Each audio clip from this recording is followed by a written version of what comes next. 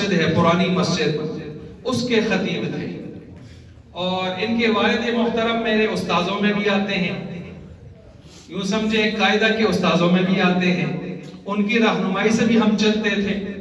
بہت بچپن کی بات ہے، شہر کی جامع مسجد کے وہ خطیب تھے، پورے خواجگان میں جتنی مساجد ہوتی تھی ساری اس کی انڈر ہوتی تھی، جہاں کہیں نکاح کا معاملہ ہو، جہاں کہیں جنازے کا معاملہ ہو، حضرت کے بغیر کوئی مجلس بھی یعنی مکمل نہیں ہوتی تھی، ادھوری ہی رہتی تھی۔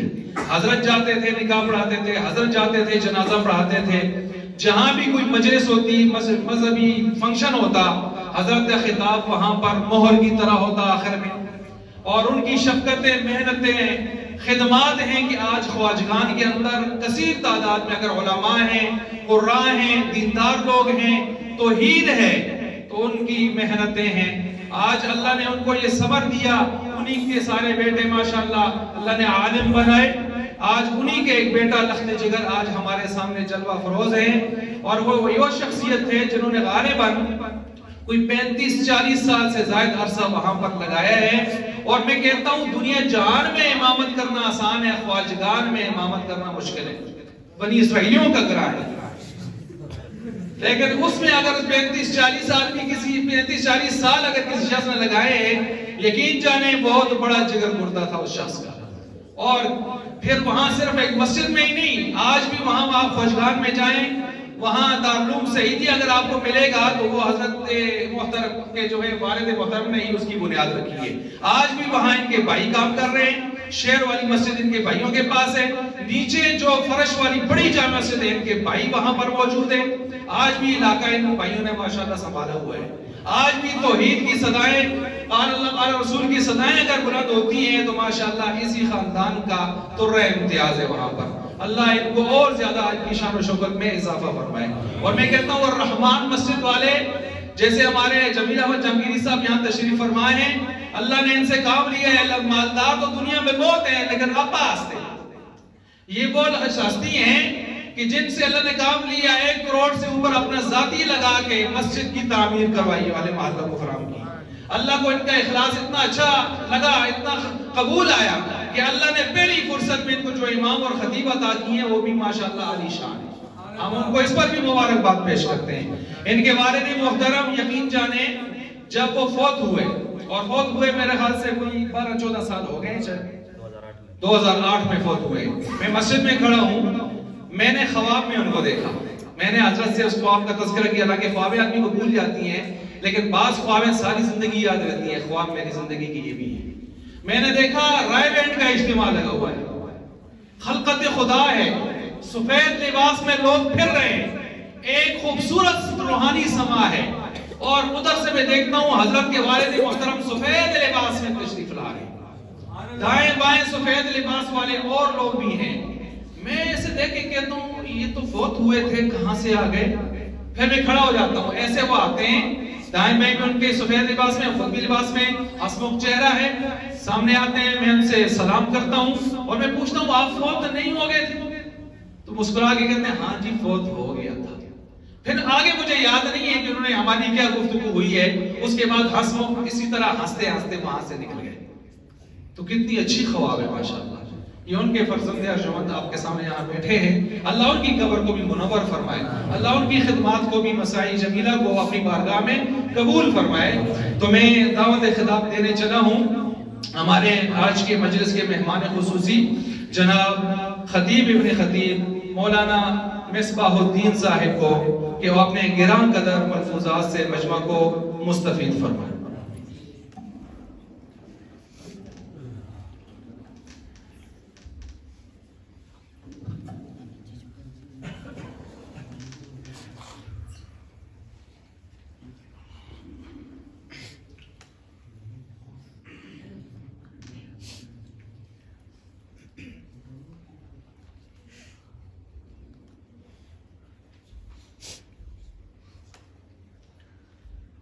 الحمد لله نحمده ونستعينه ونستغفره ونؤمن به ونتوكل عليه ونعوذ بالله من شرور أنفسنا ومن سيئات أعمالنا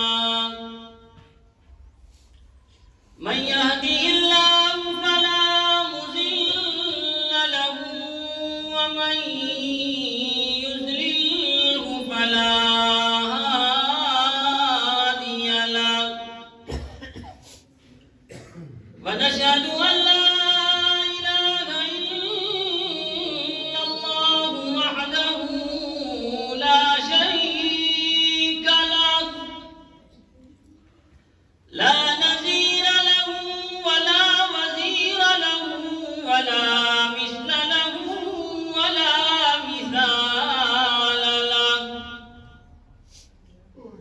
ونشهد أن سيدنا وسندنا وحبيبنا وشفيعنا وهادينا ومولانا محمد وبارك وسلم وعلى آله وأصحابه وأزواجه وأهل بيته وأحبائه أجمعين وسلم تسليما كثيرا كثيرا. أعوذ بالله من الشيطان الرجيم. بسم الله الرحمن الرحيم. قال الله تعالى في كلامه المجيد: إن هذا القرآن يهدي للتي هي أقوم ويبشر المؤمنين الذين يعملون الصالحات أن لهم أجرا كبيرا.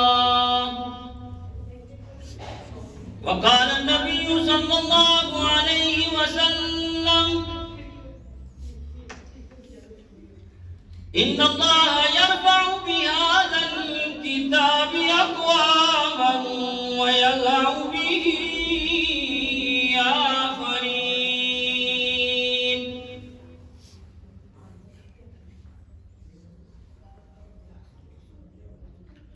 جس دور پہ نازات تھی دنیا اب ہم وہ زمانہ بھول گئے.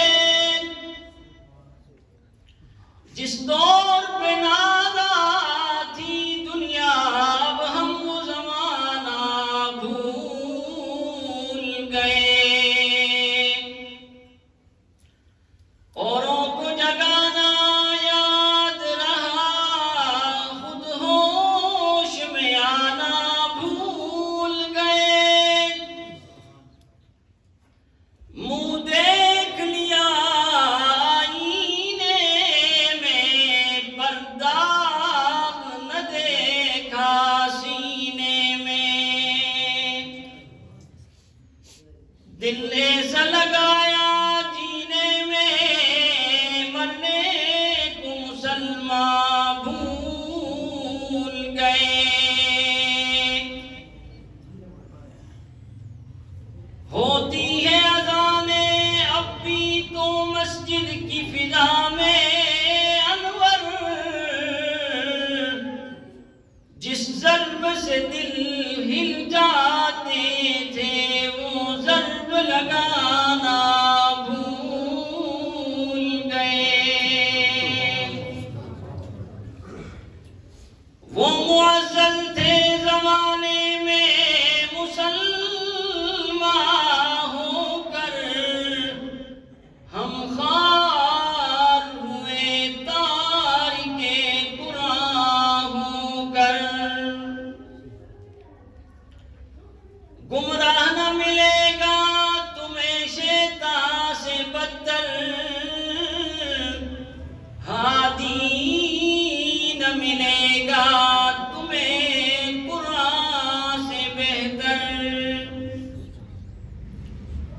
اللهم صل على محمد وعلى آل محمد وبارك وسلم. اما بعد، قابل عزت احترام معزز و محترم سامعین کرام، گھروں میں سماعت فرمانے والی احتراموں کے لائق معززات، مکرمات، اسلامی روحانی ماؤں بہنوں، آج رمضان المبارک کی 25ویں شب ہے. پہلی مرتبہ آپ حضرات کے سامنے گفتگو کرنے کا شرف حاصل ہو رہا ہے. سب سے پہلے میں حضرت مفتی قاری مہتاب احمد صاحب دامت برکاتہم العالیہ کو مبارکباد پیش کروں گا کہ جنہوں نے الحمد کے الف سے لے کر الف لام کے الف سے لے کر والناس کے سین تک پورا قرآن آپ کو تراویح میں سنایا، اور اسی طرح پھر آپ حضرات کی مبارکباد کے مستحق ہیں کہ آپ تمامی احباب نے قرآن عظیم الشان کو تراویح میں مکمل طور پر سماعت فرمایا. یقیناً یہ اللہ رب العزت کا خصوصی فضل، اکرام اور احسان کی ہے.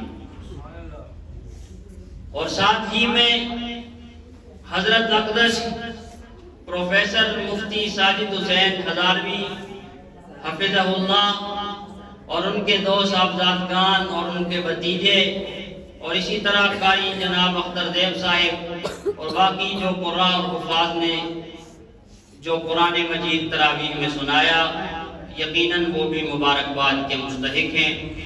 میں ان کو بھی مبارکباد پیش کرتا ہوں. جس سٹیج پر، جس مسجد میں یہ عاجز آپ حضرات کے سامنے مخاطب ہے،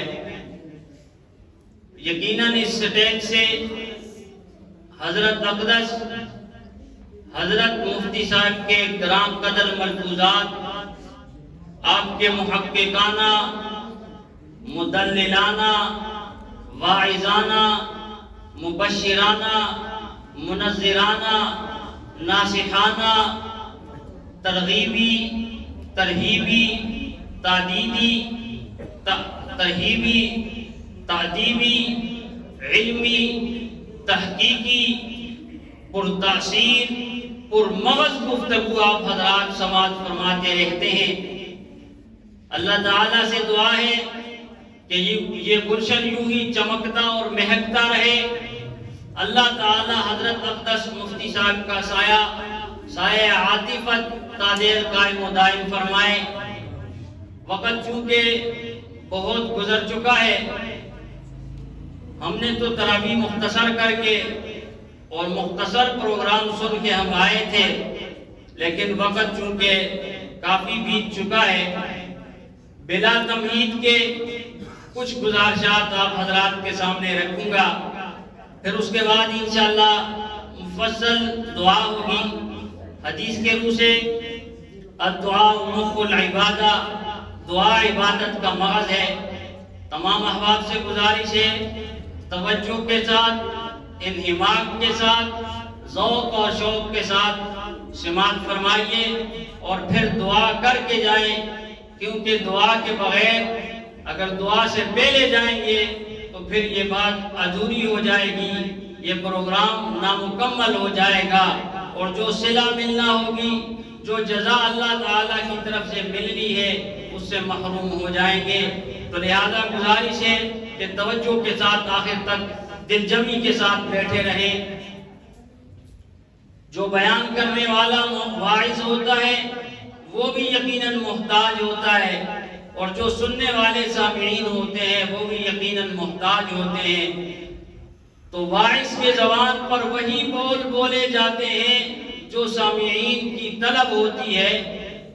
اللہ رب العزت کی توفیق سے اور اللہ تعالیٰ کے استعانت ہی سے سامعین سنتے ہیں اور مقررین جو ہے وہ اپنے ملفوظات یا اپنے مواعظ یا اپنی تقریر کو وہ حضرات سامعین کے پیش نظر رکھتے ہیں۔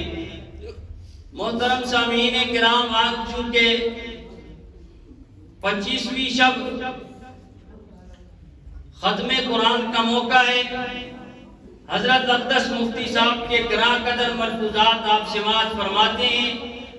یقیناً رمضان المبارک کے فضائل و مسائل، اعتکاف کے فضائل و مسائل، آخری طاق راتوں کے فضائل و مسائل، اور اسی طرح کے ختم قرآن اور صاحب قرآن کی فضیلت آپ سنتے رہتے ہیں۔ نہایت ہی مختصر کچھ گزارشات آپ کے سامنے رکھ کر انشاءاللہ تفصیلی دعا ہوگی۔ قرآن کا مقصد سنیے کہ یہ قرآن عظیم الشان جو اللہ رب العزت نے نازل کیا، اس کا مقصد عظیم کیا ہے، نزول مقصد کیا ہے، مقصد کا نزول کیا ہے۔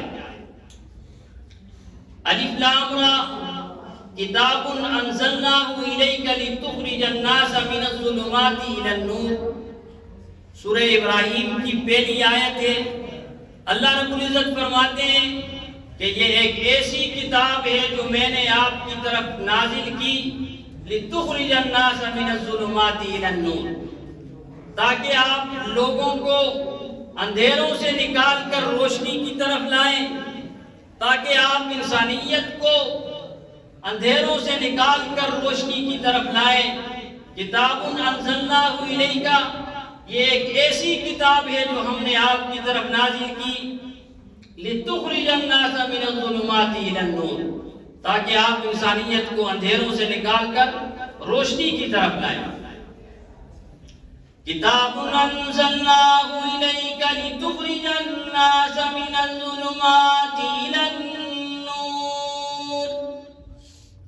یہ ایک ایسی کتاب ہے جو ہم نے آپ کی طرف نازل کی تاکہ آپ انسانوں کو ظلمت سے نکال کر، اندھیروں سے نکال کر روشنی کی طرف لے آئے۔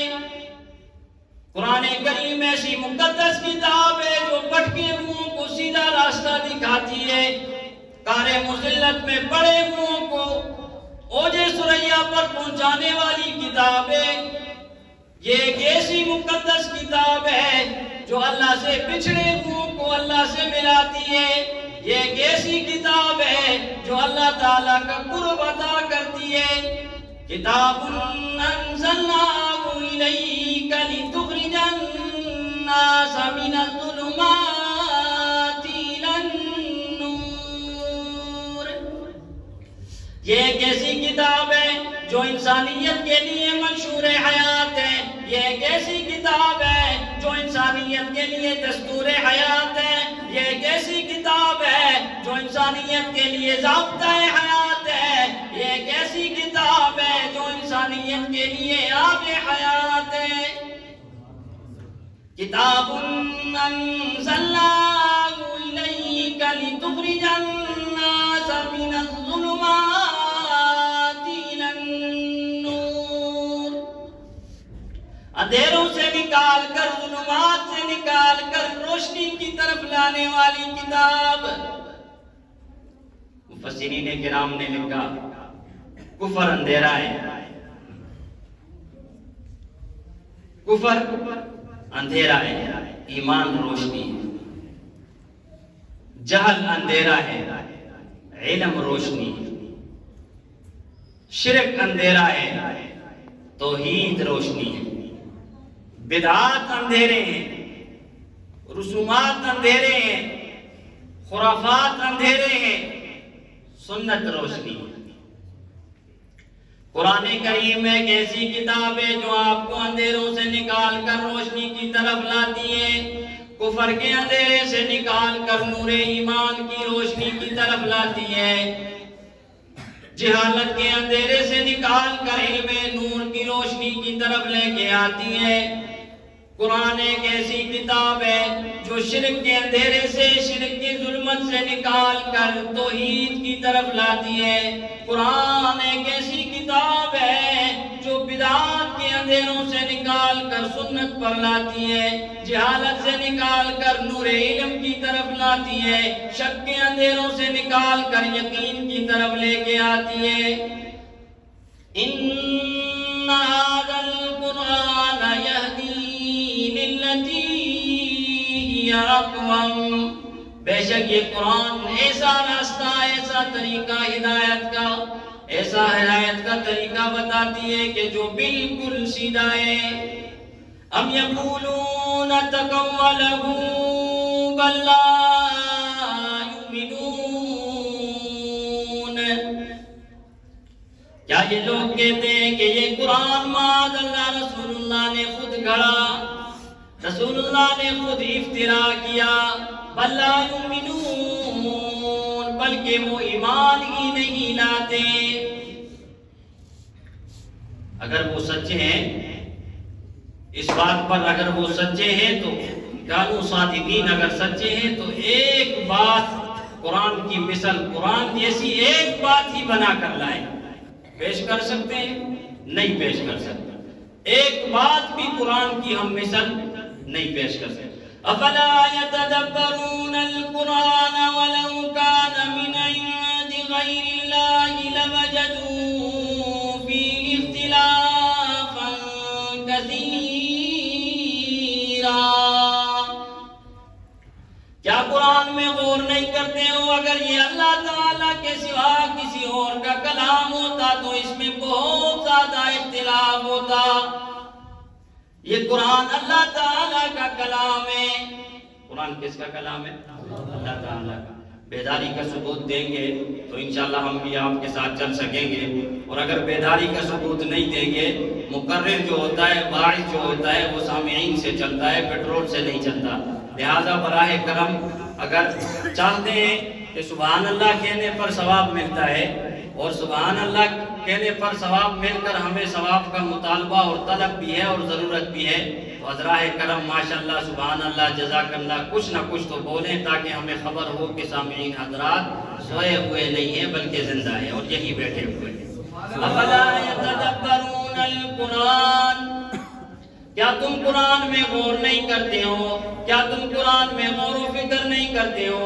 اگر یہ کتاب اللہ کے علاوہ کسی اور کی ہوتی، اگر یہ کلام اللہ تعالیٰ کے علاوہ کسی اور کا ہوتا تو اس میں تو پھر بہت زیادہ اختلاف ہوا کرتا، اس میں تو بہت زیادہ اختلاف ہوتا تھا، لیکن یہ تو اللہ تعالیٰ کا کلام ہے، اور یہ ایسا کلام ہے کہ جس نے اس کلام کے ساتھ، اس قرآن کے ساتھ تعلق کو جوڑا، اللہ تعالیٰ نے کیا کر دیا؟ بلندیوں سے نوازا۔ اللہ تعالیٰ نے بلندیوں سے نوازا۔ ان اللہ یرفع بہذا الکتاب اقواما ویضع بہ آخرین، بے شک اس کتاب کے ذریعے اللہ تعالیٰ بہت سے لوگوں کو اوپر اٹھاتا ہے اور بہت سے لوگوں کو نیچے گراتا ہے۔ صحابہ کی نسبت رسول اللہ سے، قرآن سے تعلق بنا تو کیا ہوئے؟ رضی اللہ عنہم ورضوا عنہ، اللہ ان سے راضی، وہ اللہ سے راضی۔ پھر اسی لیے اللہ تعالیٰ نے قرآن میں جا بجا کہا اولئک هم الفائزون، اولئک هم المتقون، اولئک هم المؤمنون حقا، التائبون العابدون الحامدون الراکعون الساجدون۔ فضیلت ملی، مقام ملا، مرتبہ ملا، رتبہ ملا، عزت ملی، رفعتیں ملی، بلندیاں ملی قرآن سے تعلق جوڑنے پر، قرآن سے تعلق جوڑنے پر۔ جو قرآن سے تعلق جوڑے گا اللہ تعالیٰ اسے بلند کر دے گا۔ اور قرآن عظیم الشان ہی کی آیت ہے یضل بہ کثیرا ویہدی بہ کثیرا، بعض گمراہ ہو جاتے ہیں اور بعض جو ہے ہدایت پا جاتے ہیں، اعلیٰ مراتب پا جاتے ہیں۔ ان اللہ یرفع بہذا الکتاب اقواما ویضع بہ آخرین، بے شک اللہ تعالیٰ اس قرآن کے ذریعے بہت سے لوگوں کو اوپر اٹھاتا ہے اور بہت سے لوگوں کو نیچے گراتا ہے۔ کیوں نہ تعلق کا اثر ہو؟ اگر قرآن کے ساتھ کپڑے کا تعلق بنتا ہے، غلاف کا تعلق بنتا ہے، جزدان کا تعلق بنتا ہے، تو وہ کپڑا، وہ غلاف، وہ گدا عظمت والا بن جاتا ہے۔ دیکھیں دنیا میں کتنے ڈبے اس طرح کے ہیں جو چائے کے ڈبے ہیں، رجسٹر ہیں، اور اسی طرح جو ہے دوائیوں کے ڈبے ہیں، لاکھوں میں، ہزاروں میں، کروڑوں میں اسی طرح پڑے رہتے ہیں۔ لیکن جس گدے کا تعلق قرآن سے بنا، اللہ تعالیٰ نے اس کو عظمت سے نوازا۔ بازاروں میں دیکھیے، کپڑوں کے دکان پہ دیکھیے، کتنے کپڑوں کے تھان ہوتے ہیں، لیکن جس کپڑے کا تعلق اللہ کے کلام قرآن سے ہوا، اللہ تعالیٰ نے اسے عظمتوں سے نوازا۔ وہ غلاف جو ہے وہ عظمت والا بن جاتا ہے۔ تو جس انسان کا تعلق قرآن سے ہوگا، وہ انسان عظمت والا، بلندی والا، مرتبے والا، مقام والا ہوگا یا نہیں ہوگا؟ صحابہ کا تعلق اللہ کے کلام سے ہوا، صحابہ کا تعلق نبی کریم صلی اللہ علیہ وسلم کی نسبت سے ہوا، رسول اللہ صلی اللہ علیہ وسلم کی سنتوں سے ہوا۔ اللہ تعالیٰ نے بلندیاں عطا فرما دی، اللہ تعالیٰ نے بلندیاں عطا فرما دی، عزتوں سے نوازا۔ کس قدر عزتوں سے نوازا؟ ابی بن کعب رضی اللہ تعالیٰ عنہ کو رسول اللہ صلی اللہ علیہ وسلم نے فرمایا کہ اللہ کے کلام کی تلاوت کیجئے، اللہ تعالیٰ کے کلام کی تلاوت کیجئے۔ اور اللہ تعالیٰ نے کہا ہے، ابی بن کعب نے کہا کہ اللہ سمانی، کہ اللہ تعالیٰ نے میرا نام لیا ہے؟ رسول اللہ صلی اللہ علیہ وسلم نے فرمایا اللہ سماک، اے ابی بن کعب، اللہ تعالیٰ نے تیرا نام لے کے کہا کہ ابی بن کعب کو کہو کہ اللہ کا کلام پڑھے۔ سبحان اللہ، قرآن سے تعلق بنا، قرآن سے تعلق بنا، ربط قائم کیا، جوڑ پیدا کیا، اللہ تعالیٰ نے مقام دیا، عزتیں دی۔ فرشتے بھی ان کے دیدار کے لیے، ان کے کلام سننے کے لیے آیا کرتے تھے، جوک در جوک، جوک در جوک۔ صحابی رسول رات کے وقت تہجد کی نماز میں، اپنے گھر میں، اپنے صحن میں اللہ کا کلام پڑھتے ہیں۔ رات کو تراویح میں رات کو تہجد کی نماز میں اللہ کا کلام پڑھتے ہیں۔ ساتھ میں چارپائی ڈالی ہوئی ہے، اور چارپائی پر ایک چھوٹا بچہ ان کا وہ بھی لیٹا ہوا ہے، اور چھوٹا سا کمرہ تھا، صحن گھر چھوٹا تھا، اسی کمرے میں ایک گھوڑا بھی باندھا ہوا تھا۔ صحابی رسول رات کو تہجد کی نماز میں اللہ کا کلام پڑھتے ہیں، کیف میں آتے ہیں، مستی میں آتے ہیں، سرور میں آتے ہیں، وجد میں آتے ہیں۔ دل چاہتا ہے جانن اونچی آواز سے اللہ کا کلام پڑھوں، اونچی آواز سے اللہ کا کلام پڑھتے ہیں۔ گھوڑا بدکتا ہے، خوف محسوس کرتے ہیں کہ کہیں بچے کو نقصان نہ دے، پھر آہستہ پڑھتے، پھر آہستہ آہستہ پڑھتے، پھر لطف آتا ہے، حلاوت آتی ہے، مزہ آتا ہے، چین آتا ہے، سکون نصیب ہوتا ہے۔ وجد میں آ کے پھر اونچی آواز سے اللہ کا کلام پڑھتے ہیں، پھر گھوڑا بدکتا ہے، خوف محسوس کرتے ہیں کہ کہیں بچے کو نقصان نہ دے۔ ساری رات یوں معاملہ چلتا رہا، پوری رات یہی معاملہ چلتا رہا۔ صبح ہوئی، ہاتھوں کو اٹھایا دعا کے لیے، اللہ رب العزت سے دعا مانگتے ہیں۔ کیا دیکھتے ہیں کہ اپنے سر سے اوپر آسمان کی جانب کچھ روشنیاں جا رہی ہیں۔ آسمان کی جانب دیکھا تو کچھ روشنیاں ہیں۔ صبح کو رسول اللہ صلی اللہ علیہ وسلم کی خدمت میں حاضر ہوئے، سارا معاملہ پیش کیا، رات کا سارا ماجرا پیش کیا۔ رسول اللہ صلی اللہ علیہ وسلم کو بتایا، رات کو تہجد کی نماز میں اللہ کا کلام پڑھتا تھا، اگر اونچی آواز سے پڑھتا تو گھوڑا بدکنے لگتا، اور یہ ڈر محسوس کرتا تھا، یہ خوف دل میں پیدا ہوتا تھا کہ کہیں بچے کو نقصان نہ دے دے، پھر آہستہ آواز سے پڑھتا۔ جب میں نے تہجد کی نماز کو مکمل کیا، اپنے ہاتھوں کو دعا کے لیے اٹھائے، اے اللہ کے رسول صلی اللہ علیہ وسلم میں نے کیا دیکھا؟ آسمان کی طرف، میرے سر سے اوپر آسمان کی طرف کچھ روشنی ہی روشنی آئے۔ مدنی کریم صلی اللہ علیہ وسلم نے فرمایا، اے صحابی رسول، اگر تو اسی طرح اللہ کا کلام پڑھتا تو صبح مدینے والے اپنی آنکھوں سے دیکھ لیتے کہ وہ اللہ کے فرشتے آئے ہوئے تھے۔ آپ کے کلام کو سننے کے لیے، آپ کے قرآن کو سننے کے لیے اللہ تعالیٰ کے مقرب فرشتے آئے تھے۔ دیکھیے کس قدر قرآن کے ساتھ تعلق جوڑا، رات کو تلاوت کر رہے ہیں اور اللہ کے فرشتے آ رہے ہیں۔ حضرت اقدس مفتی صاحب فرما رہے تھے کہ 50 کے تقریباً ختم ہوئے 50، تو انہوں نے تو امام ابو حنیفہ رحمۃ اللہ علیہ کی صحیح تقلید کر لی۔ وہ امام ابو حنیفہ رحمۃ اللہ علیہ رمضان المبارک میں 63 قرآن ختم کیا کرتے ہیں۔ رمضان المبارک میں 63 قرآن، ایک قرآن دن کو، ایک قرآن رات کو اور 3 قرآن تراویح میں 63 قرآن ختم کیا کرتے تھے۔ جس کا قرآن کے ساتھ جتنا تعلق ہوگا، جتنا ربط ہوگا، اللہ تعالیٰ اس کو اسی قدر بلند کریں گے، عزتیں دیں گے، وقار دیں گے۔ اور جس کا قرآن کے ساتھ تعلق نہیں ہوگا وہ دنیا میں بھی ذلیل اور آخرت میں بھی ذلیل ہوگا۔ ان الذی لیس فی جوفہ شیء من القرآن کالبیت الخرب، حدیث شریف میں آتا ہے کہ جس کے سینے میں، جس کے دل میں قرآن کا کچھ حصہ نہ ہو وہ ویران گھر کی طرح ہے، ویران مکان کی طرح ہے۔ اور ویران مکان میں، غیر آباد مکان میں پھر جناتوں کا اور شیاطین کا تسلط ہوتا ہے۔ تو جس دل میں اللہ کا کلام کا کچھ حصہ نہ ہو وہ دل کیا ہے؟ وہ دل زندہ نہیں ہے، وہ دل مردہ ہے۔ حدیث شریف میں آتا ہے مثل الذی یذکر ربہ والذی لا یذکر ربہ مثل الحی والمیت،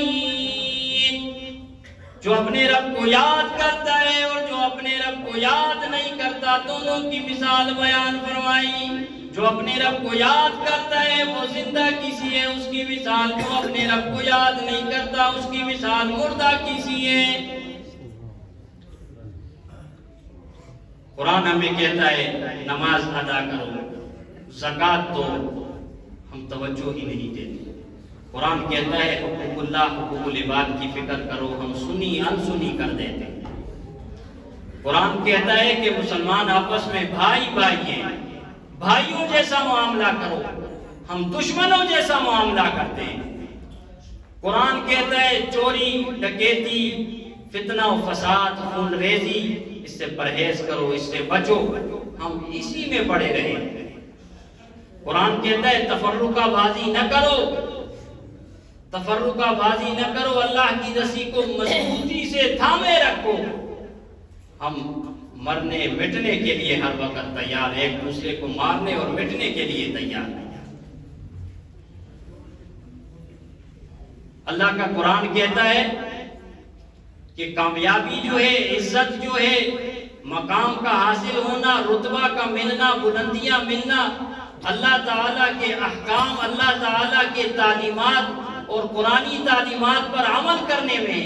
لیکن ہم کیا کرتے ہیں کہ ہم اپنے مسائل کا حل جو ہے غیر اسلامی قوانین میں ڈھونڈتے پھرتے ہیں۔ سنیے اور دل کے کانوں سے سنیے۔ لَهُمْ قُلُوبٌ لَا يَفْقَهُونَ بِهَا وَلَهُمْ أَعْيُنٌ لَا يُبْصِرُونَ بِهَا وَلَهُمْ آذَانٌ لَا يَسْمَعُونَ بِهَا۔ جس کا دل قرآن پہ غور کرنے کے لیے عادی نہیں، جس کا دل قرآن سمجھنے کے لیے عادی نہیں، جس کی آنکھیں قرآن دیکھنے کے لیے عادی نہیں، جس کے کان قرآن سننے کے لیے عادی نہیں، قرآنی فیصلہ سنیے، خداوند کریم کا فیصلہ سنیے۔ یہ میرا کلام قرآن جو میرے اس کلام کو سننے کے لیے تیار نہیں ہے، میرے کلام کے سننے سے حلاوت نہیں آتی، روح کو تازگی نصیب نہیں ہوتی، میرے کلام کو سننے سے وجد نہیں آتا، میرے کلام کو پڑھنے سے، سیکھنے سے، سننے سے لطف نہیں آتا، چین نہیں آتا، سکون نہیں آتا۔ پھر قرآنی فیصلہ کیا ہے؟ اللہ تعالیٰ کا فیصلہ کیا ہے؟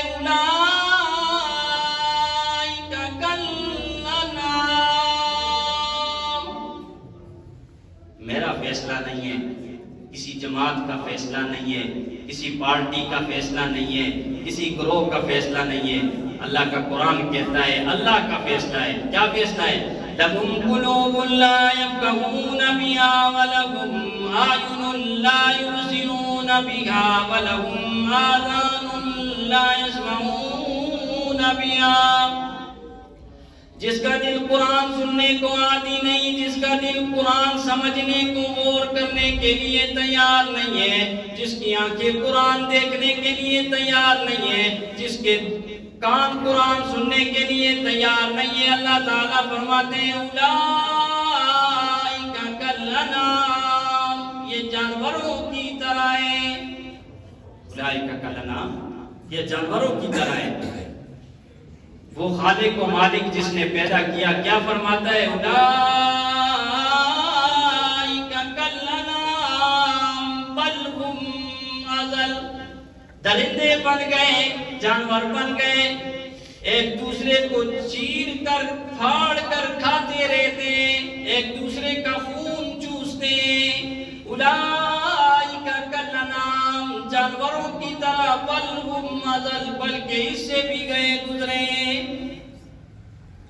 جس کے دل میں خوف نہیں ہوتا، رحم نہیں ہوتا، مہربانی کا مادہ نہیں ہوتا، کسی مظلوم کو دیکھ کر اس پر شفقت نہیں کرتا، ترس نہیں آتا، اولئک کالانعام، جانوروں کی طرح، بلکہ اس سے بھی گئے۔ حدیث شریف میں آتا ہے تستوی القلوب کما یستوی الحدید، جس طرح لوہے کو پانی لگنے سے زنگ لگ جاتا ہے، اسی طرح دلوں کو بھی زنگ لگ جاتا ہے۔ جس طرح لوہے کو پانی لگنے سے زنگ لگ جاتا ہے، اسی طرح دلوں کو بھی زنگ لگ جاتا ہے۔ اور انسان جب گناہ کرتا ہے، ایک گناہ کرتا ہے تو ایک سیاہ داغ دھبا جو ہے وہ دل پر لگ جاتا ہے۔ اگر پکی سچی توبہ کرتا ہے تو اللہ تعالیٰ مٹا دیتے ہیں، مگر اگر توبہ نہیں کرتا اور گناہ پہ گناہ کرتا جاتا ہے، دل داغدار ہو جاتا ہے، سیاہ ہو جاتا ہے، پتھر بن جاتا ہے، بلکہ مردہ ہو جاتا ہے، پھر کوئی بات اثر نہیں کرتی۔ اللہ کا قرآن بھی اثر نہیں کرتا ہے۔ اللہ کا قرآن کیسا اثر کرے کہ دل ہی مردہ ہے، پہلو میں دل نہیں ہے بلکہ سیل ہے، پہلو میں پتھر پھیر رہا ہے، مردہ ہے، کیا اثر کرے گا؟ قرآن کی تاثیر تو صحابہ سے پوچھئے۔ حضرت عمر فاروق رضی اللہ تعالیٰ عنہ، سیدنا امیر المومنین حضرت عمر فاروق رضی اللہ تعالیٰ عنہ رات کے وقت مدینہ کے گلیوں میں طواف کر رہے ہیں۔ ایک گھر سے یوں گزر رہے تھے کہ مسلمان کے گھرانے سے تہجد کا وقت ہے، اندر سے اللہ کے کلام کا آواز آیا، اللہ کے قرآن کو پڑھتے ہوئے سنا۔ سورہ طور تلاوت فرما رہے تھے، ان عذاب ربک لواقع۔ سیدنا عمر فاروق رضی اللہ تعالیٰ عنہ نے یہ آیت سنی، اپنے گھوڑے سے اترے، دیوار کے ساتھ کچھ دیر کے لیے ٹیک لگایا، بیٹھے رہے، پھر گئے واپس گھر۔ پورا 1 مہینہ گھر میں یوں ہی گزارا، لوگ عیادت کے لیے آتے رہے، پتہ نہیں حضرت کو ہوا کیا۔ قرآن کی تاثیر، ان عذاب ربک لواقع۔ دیکھیے صحابہ کرام کی زندگی، الذین اذا ذکر اللہ وجلت قلوبہم، جب اللہ کا ذکر کرتے، اللہ کا ذکر سنتے تو ان کے دل کانپ جایا کرتے تھے۔ وَإِذَا تُلِيَتْ عَلَيْهِمْ آیَاتُهُ زَادَتْهُمْ ایمانا، اللہ کے قرآن کی آیتوں کو سنتے تو ان کا ایمان بڑھ جایا کرتا تھا۔ ہم تو اللہ کا کلام سنتے ہیں، وہی کلام ہے، کلام کا قصور کچھ نہیں ہے، ہمارا اپنا قصور ہے۔ دل مردہ ہو گئے، غفلت میں ہم پڑ گئے، موبائل کے لیے وقت ہے، دنیا کے ہر کام کے لیے، ہر ہر ضرورت کے لیے وقت نکالتے ہیں، لیکن اللہ کے کلام کے لیے، اللہ کے قرآن کے لیے ہمارے پاس وقت کوئی نہیں ہے۔ رات کے 1 بجے تک رمضان المبارک میں بھی رات کے 1، 2، 2:30، 3 بجے تک موبائل کو استعمال کرتے ہیں، بد نظری کرتے ہیں، فحاشی اور یعنی بے حیائی میں مبتلا ہوتے ہیں، معصیت و نافرمانی میں مبتلا ہوتے ہیں۔ اللہ کی قسم لعنت اللہ علی الکاذبین، جھوٹوں پر اللہ تعالیٰ کی لعنت۔ مسجد میں باوضو بیٹھا ہوں، ہم نے خود سنا، لوگ ہمیں خود بتاتے ہیں، نوجوان خود بتاتے ہیں، رات 3 بجے تک فیس بک استعمال کرتے ہیں، یوٹیوب استعمال کرتے ہیں، ٹک ٹاک پہ بے حیائی فحاشی اور یعنی دیکھتے ہیں، صبح 10 منٹ کے لیے اللہ کا قرآن نہیں سنتے۔ اللہ کی قسم اپنے آپ سے نہیں کہتا، پھر حالات آپ دیکھ رہے ہیں، بے حیائی فحاشی اور یعنی عروج پر ہے، بے روزگاری عروج پر ہے، ہر ایک شخص ٹینشن ڈپریشن کا شکار ہے، روحانی اور جسمانی امراض میں مبتلا ہے۔ وجہ ہے کیا ہے؟ من اعرض عن ذکری فإن له معیشة ضنکا ونحشره یوم القیامة اعمی۔ جس نے میرے قرآن سے اعراض کیا، میرے ذکر سے اعراض کیا، میرے قرآن سے منہ موڑ لیا، میرے کلام سے منہ موڑ لیا، روگردانی کی، اللہ تعالیٰ فرماتے ہیں فَإِنَّ لَهُ مَعِيشَةً ضَنْكًا، دنیا کی زندگی معیشت اس پر تنگ کر دے گا، قرآن سے اعراض۔ وَنَحْشُرُهُ يَوْمَ الْقِيَامَةِ أَعْمَىٰ، قیامت کے روز اندھا کر کے اٹھایا جائے گا، کہے گا قال رب لم حشرتنی اعمی وقد كنت بصیرا، اے اللہ میں تو دنیا میں بینا تھا، میں تو دیکھنے والا تھا، آج مجھے اندھا کر کے کیوں اٹھایا؟ اللہ تعالیٰ فرمائیں گے کذالک اتتک آیاتنا فنسیتها وکذالک اليوم تنسا، اسی طرح آپ کے پاس میرا کلام آیا تھا، میری آیتیں آئی تھی، آپ نے بلا دیا، آج کے دن آپ کو بھی بلا دیا۔ جو قرآن سے اعراض کر دیتا ہے، روگردانی کر دیتا ہے، منہ موڑ دیتا ہے، پریشانیوں کا شکار ہو جاتا ہے، ٹینشن کا شکار ہو جاتا ہے، ڈپریشن کا شکار ہو جاتا ہے، روحانی جسمانی امراض کا شکار ہو جاتا ہے۔ روحانی بہت سے امراض ہیں، غصہ ہے، حسد ہے، کینہ ہے، بغض ہے، بخل ہے، اللہ معاف فرمائے۔ لیلۃ القدر کی رات بھی 4 آدمی ایسے ہیں کہ جن کی بخشش نہیں ہوتی، آج غالباً شاید کہ طاق رات ہے، لیلۃ القدر کی رات ہو۔ رسول اللہ صلی اللہ علیہ وسلم نے فرمایا کہ 4 آدمی ایسے ہیں کہ جن کی لیلۃ القدر کی رات بھی بخشش نہیں ہوگی۔ ان 4 میں سے ایک شراب پینے والا، شراب کا عادی، اور دوسرا جو ہے وہ قطع رحمی کرنے والا، اور تیسرا جو ہے وہ کینہ پرور جو کینہ رکھتا ہے، بغض رکھتا ہے۔ آج کے دور میں بغض بہت زیادہ ہے، حسد بہت زیادہ ہے، کینہ بہت زیادہ ہے۔ دل صاف کیسے ہوگا؟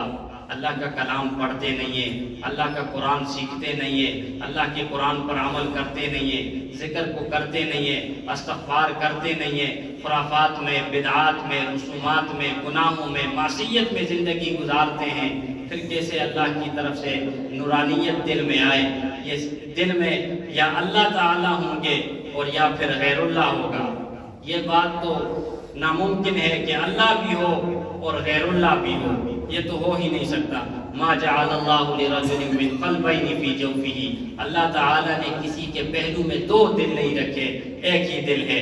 یا کفر ہوگا یا کافر ہوگا یا مومن، یا کفر ہوگا اور یا ایمان ہوگا، یا اللہ کا توحید ہوگا اور یا شرک ہوگا، یا اللہ کی محبت ہوگی یا غیر کی محبت ہوگی، دونوں تو یکساں ایک ساتھ نہیں ہو سکتے۔ اللہ تعالیٰ نے اس دل کو اپنے مسکن، اپنا ٹھکانہ بنایا ہے۔ اس دل میں اللہ رب العزت کے لیے جگہ رکھنی ہے۔ جس کے دل میں اللہ ہوتا ہے وہ پھر دنیا میں بھی کامیاب اور آخرت میں بھی کامیاب۔ حدیث شریف میں آتا ہے اذا صلحت الجسد کلہ واذا فسدت الجسد کلہ الا وہی القلب۔ جان لو جسم میں ایک لوتھڑا ہے، اگر وہ سنور گیا سارا جسم سنور گیا، اگر وہ بگڑ گیا تو سارا جسم بگڑ گیا۔ الا وہی القلب، وہ دل ہے، دل۔ اور قیامت کے روز بھی جو قلب سلیم لے کے آئے گا، پاک دامن پاک دل لے کے آئے گا، وہی کامیاب ہوگا۔ اسی کے لیے اللہ تعالیٰ کی طرف سے انعامات ہوں گی، بشارتیں ہوں گی۔ بھائیوں اور دوستوں، وقت چونکہ تفصیل کے لیے مزید وقت درکار ہے، لیکن دعا بھی کرنی ہے، اور دعا انشاءاللہ تفصیل کے ساتھ کرنی ہے۔ میں اپنی بات کو سمیٹنے جا رہا ہوں۔ بھائیوں اور دوستوں، ہم نے کتنے اعمال کیے، کیا کچھ کیا، دین کی کتنی فکر کی، دین کے لیے کتنی محنت کی، دین کے لیے کتنی قربانی دی، آقا علیہ السلام کی تعلیمات پر کتنا عمل کرتے ہیں۔ ہم دن کو 24 گھنٹوں میں دین کے لیے کتنا وقت دیتے ہیں اور دنیا کے لیے کتنا وقت دیتے ہیں۔ ہمیں اپنی قبر کی کتنی فکر ہے، اپنی آخرت کی کتنی فکر ہے، اور ہمیں دنیا کی کتنی فکر ہے۔ ہر ایک کو یقیناً اپنا محاسبہ کرنا چاہیے۔ ہمارے پاس کچھ نہیں ہے، کچھ اعمال نہیں ہے، کچھ قربانیاں نہیں کی۔ صحابہ کرام کی زندگی دیکھیے، اسلاف کی زندگی دیکھیے، اکابرین کی اولیاء کرام کی زندگی دیکھیے کہ جنہوں نے کیسی کیسی زندگی اس دنیا میں بسر کی۔ تاریخ کا مطالعہ کیجئے، تاریخ کی ورق گردانی کیجئے، کیسے کیسے لوگ دنیا میں گزرے، ہم نے کیا کیا۔ عبداللہ بن مبارک رحمہ اللہ مشہور محدث ہیں، ایسے محدث کہ جن کے درس حدیث میں 40 ہزار شاگرد ایک وقت میں بیٹھا کرتے، 40 ہزار شاگرد ایک وقت میں عبداللہ بن مبارک رحمہ اللہ سے درس حدیث سنا کرتے تھے۔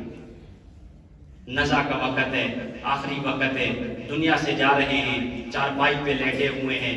اپنے شاگردوں سے کہا مجھے اس چارپائی سے نیچے اتاریے، زمین پہ لٹائیے۔ زمین ایسی ہے، سنگ مرمر کی نہیں ہے، زمین پختہ زمین نہیں ہے، زمین پر قالین بچھا نہیں ہے، اسی طرح کی زمین پہ شاگردوں نے چارپائی سے اتار کے زمین پہ لٹا دیا۔ عبداللہ بن مبارک رحمہ اللہ اپنی داڑھی مبارک کو پکڑتے ہیں اور اپنے رخسار کو زمین پر رگڑ کر کہتے ہیں یا اللہ اس بوڑھے کی، یا اللہ بڑھاپے کی لاج رکھ، یا اللہ اس بوڑھے کے حال پر رحم فرما۔ یہ نہیں کہا کہ 40 سال تک، یہ نہیں کہا کہ 40 ہزار شاگردوں کو اللہ کے رسول، اللہ کے حبیب صلی اللہ علیہ وسلم کی حدیث سنایا کرتا تھا۔